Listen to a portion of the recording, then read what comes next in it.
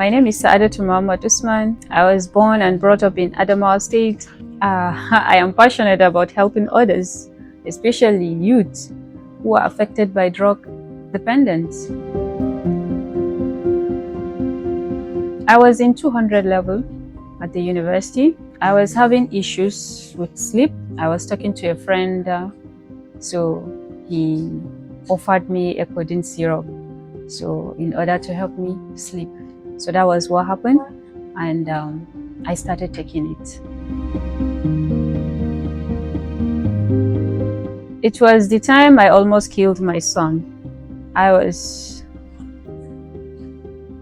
seriously high that evening. My actions was somehow out of this world, because I forbid my son from going to the neighbor's house, and when I came home that day, he was not around. So I was furious that night.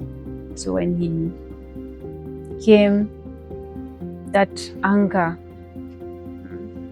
I didn't know how it happened, but it just happened in flash, like in a split second. I hit his head against the wall. That was my turning point, actually. Well, my recovery was in phases. Actually, the first phase was my mother, in desperate to save me, she took me to a place she believed could help. That's informal rehabilitation center. Unfortunately, that place was not a place of healing. It was a place of horror, torture, and abuse, where I was abused, brutally beaten, starved to death, locked up for 3 days without food and water. So I spent 2 months in that house. So after escaping from that house, that was when I began my actual recovery. Yeah, stigma, stigma became my second battle, actually. Even after I healed, the world didn't forget that, yeah, she was a drug addict. She was a user.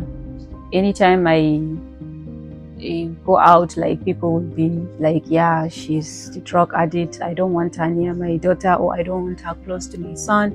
So really, stigma was the hardest part for me.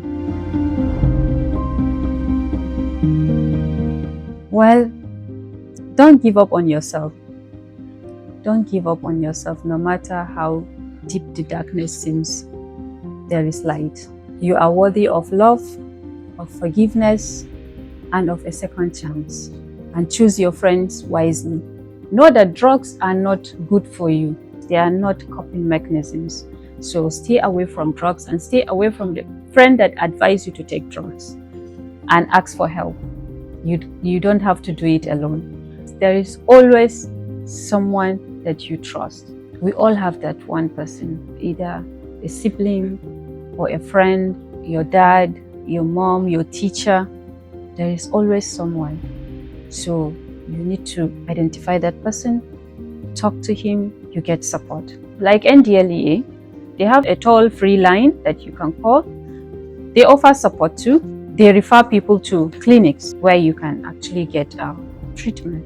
What MTN are doing is really a good job, especially for the young ones affected by drug addiction. Actually, it's a privilege for me to be here and to share my story so that it will inspire others.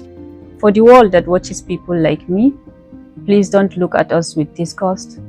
Don't reduce us to the worst chapter of our lives. We are not our mistakes.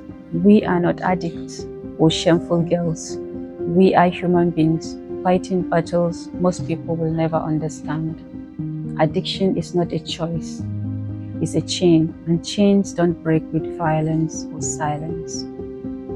It breaks with love, compassion, and support.